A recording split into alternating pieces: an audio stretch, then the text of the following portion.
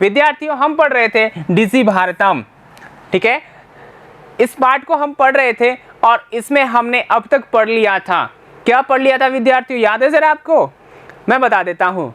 हमने पढ़ लिया था कि भारतीय जो डिजिटल इंडिया कार्यक्रम का जो भाव है वो किस प्रकार आगे बढ़ रहा है, अर्थात भारतीय विकास परंपरा, तकनीक विकास परंपरा जो है वो कहाँ या किस प्रकार से आगे बढ़ रही है, जिसमें हमने पढ़ा कि श्रुति परंपरा से लेकर के, ठीक है ना, ताड़पत्र, टंकण यंत्र, कंप्यूटर से लेकर के हम मोबाइल की दुनिया तक पहुंच गए थे, अर्थात सभी काम घर बैठे मोबाइल की दुनिया से होने लगे हैं।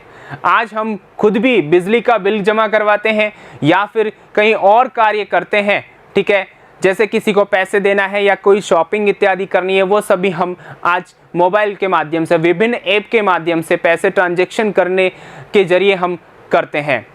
तो यहाँ पर देखिए विद्यार्थियों, अब इस पाठ के अंतिम भाग में चतुर्थ गद्यांश जो है इसमें क्या बताया गया है उसको भी जान लेते हैं। तो आइए विद्यार्थियों, कॉपी पेन साथ लेकर बैठिए और कठिन शब्दों को और बौद्ध प्रश्नों को लिखते रहिए और समझते रहिए। आइए शुरुआत करते हैं। तद्दिनम, वह दिन, तद्दिनम यानी वह दिन, नाति दूरम, बहुत दूर, ठीक है ना, नहीं है। वह दिन नाति दूरम यानी बहुत दूर नहीं है। तद्दिनम नाति दूरम, वह दिन बहुत दूर नहीं है। यदा, जब, वयम, हम सब, हंसते हाथ में, एकमात्रम, केवल, एकमात्र, केवल, ठीक है ना, एकमात्रम यानी केवल, चल दूरभाष यंत्रम आदाय, चल दूरभाष यंत्र, देखिए यहाँ हाथ में, ठीक है ना, ये हाथ में क्या है, मोबाइल, ठीक है। तो इस मोबाइल को, ठीक है, आदाय यानी लेकर, आदा यानी लेकर या स्वीकार करके, हाथ में लेकर, सर्वाणि कार्याणि, सभी कार्य, साधयितुम समर्था भविष्यामः, साधयितुम पूरा करने में, साधयितुम का मतलब है पूरा करने में, संपूर्ण करने में समर्था, सक्षम, भविष्यामः होंगे। यानी वह दिन दूर नहीं है जब हम सारे काम केवल एकमात्र चल दूरभाष यंत्र के माध्यम से पूरा कर सकेंगे, ऐसा दिन दूर नहीं है।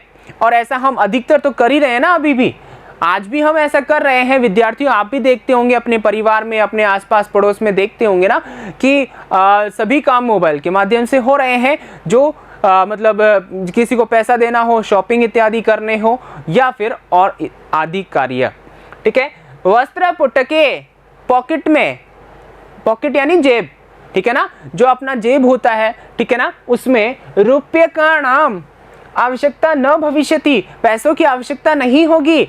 यानी मानव जो है अपने पर्स में या अपने जेब में पैसे लेकर के जाता है, बाजार जाता है या कोई सामान खरीदने जाता है, तो वो आवश्यकता अब नहीं होगी। क्यों नहीं होगी?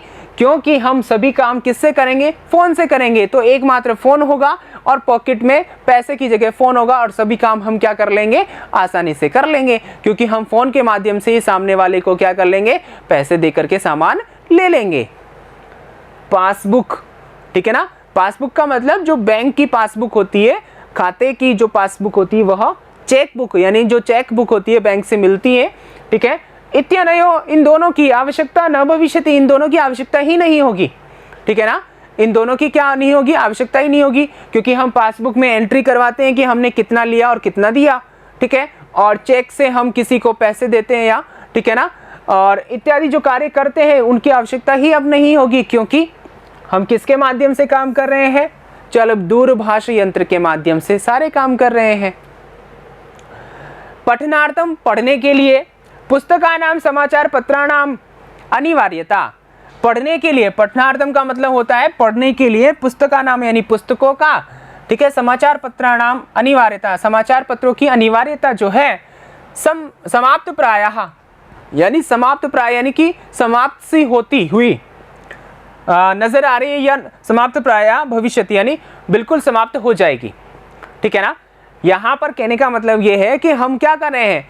ऑनलाइन पढ़ाई कर रहे हैं ना, और ऑनलाइन पढ़ाई किससे कर रहे हैं? मोबाइल से कर रहे हैं। और जब मोबाइल से पढ़ाई कर रहे हैं तो पढ़ने के लिए जो किताबें आती हैं, जो हम टेक्स्ट बुक लेके आते हैं स्टेशनरी की दुकानों पे से, वो नहीं लाएंगे, क्योंकि मोबाइल से ही हम पढ़ लेंगे।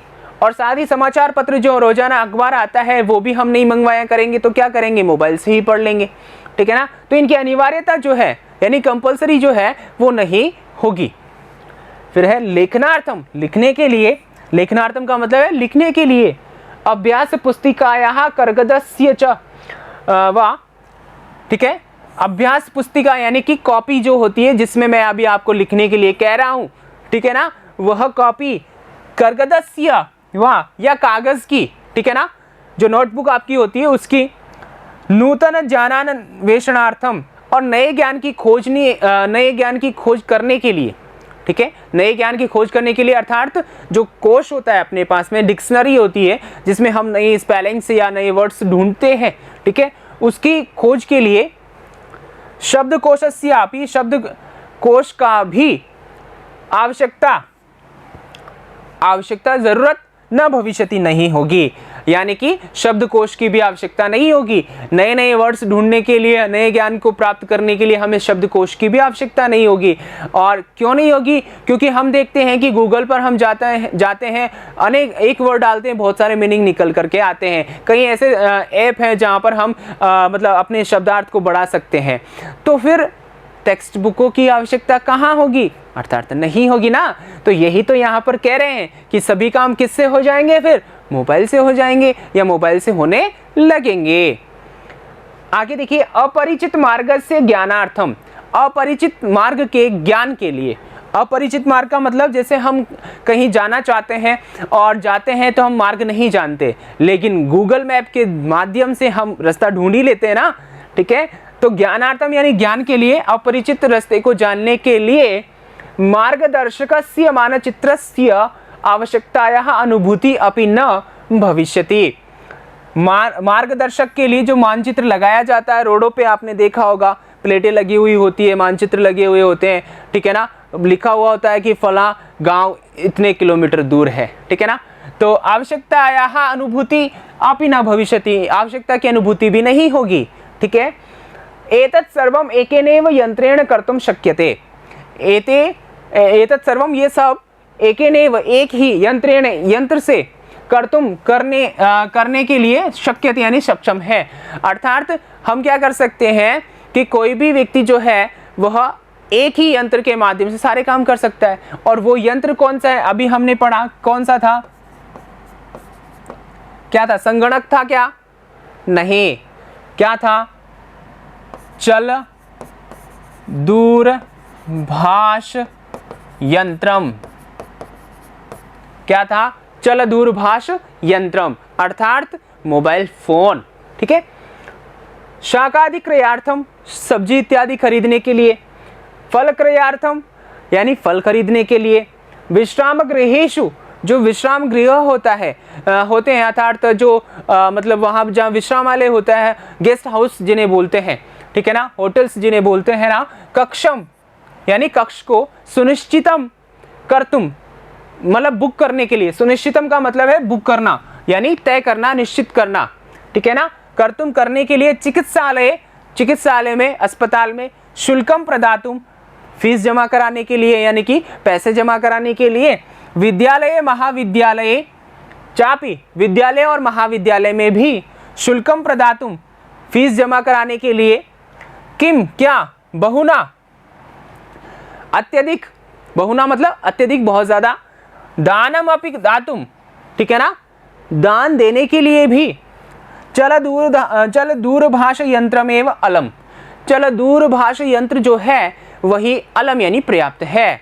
अलम यानी यहाँ पर पर्याप्त है, मतलब चल दूरभाष यंत्र अगर आपके पास है, मोबाइल फ़ोन आपके पास है और वो आपका उसमें इंटरनेट है और साथ ही वो अपने खाते से जुड़ा हुआ है, बैंक खाते से जुड़ा हुआ है, तो ऐसे में क्या होगा? ऐसे में ये होगा कि सारे काम जो है वो आप अपने मोबाइल से ही कर लोगे। तो ऐसी स्थिति में ये सभी इन सभी कार्यों के लिए जो चल दूरभाष यंत्र है, मोबाइल फ़ोन है, वही काफ़ी है।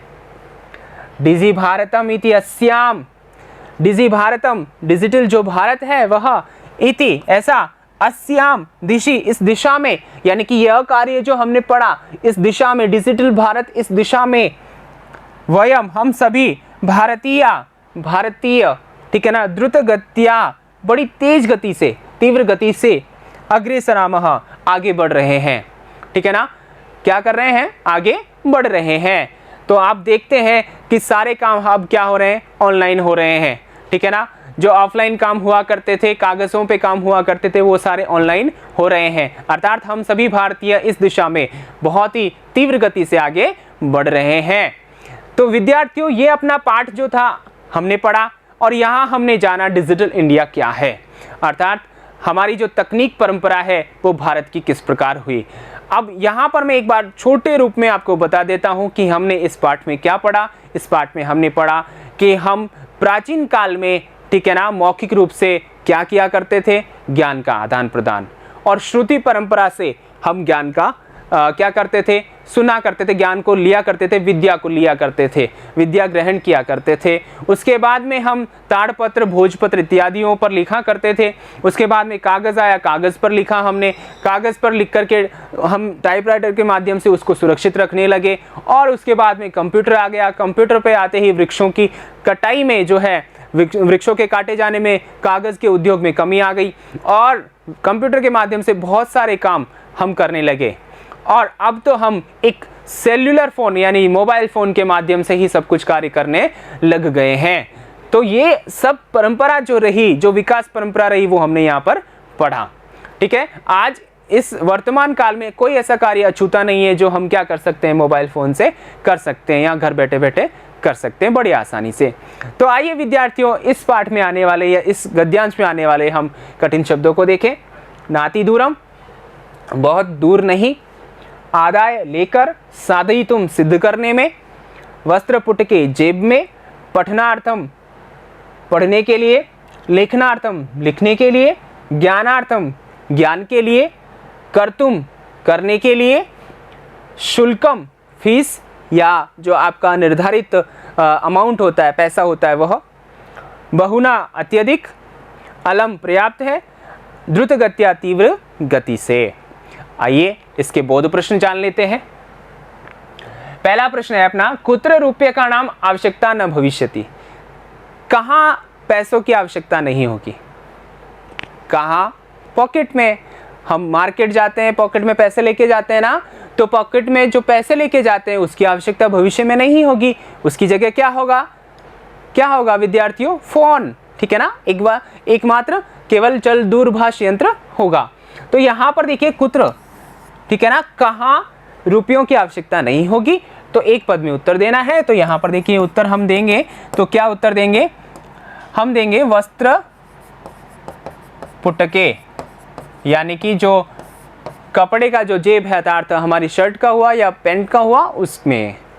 फिर है डिजी भारत दिशि भारतीय कथम अग्रेसरामः, यानी डिजी भारत की दिशा में भारतीय जो लोग हैं, भारतीय, हम भारतीय सभी हैं, वो कथम किस प्रकार से अग्रेसरामः यानी आगे बढ़ रहे हैं, बहुत धीरे धीरे या तीव्र गति से, तीव्र गति से। तो यहाँ पर उत्तर क्या हो जाएगा विद्यार्थियों, यहाँ उत्तर होगा तीव्र गत्या, तीव्र गति से, ठीक है विद्यार्थियों, ये भी एक पद में था। अब अगला प्रश्न है, वयम हस्ते किम आदाय सर्वाणि कार्याणि कर्तुम शक्नुमः। वयम यानी हम सब, हस्ते हाथ में, किम आदाय क्या लेकर, सर्वाणि कार्याणि कर्तुम शक्नुमः सभी कार्य कर सकते हैं। एकमात्र यंत्र था और वो क्या था, मोबाइल फोन। मोबाइल फोन को क्या बोलते हैं विद्यार्थियों, क्या बोलते हैं, चल दूरभाष यंत्रम। क्या बोलते हैं, चल दूरभाष यंत्रम, ठीक है ना। इसी को हम लेकर के क्या कर सकते हैं, सारे काम कर सकते हैं। तो विद्यार्थियों, इस प्रकार हमने इस पाठ को पढ़ा और इसके बोध प्रश्न पढ़ लिए। अब हम अगले जो भाग है, अगला वीडियो है, उसमें लेकर आएंगे अभ्यास प्रश्न। तो फिर मिलेंगे, धन्यवाद।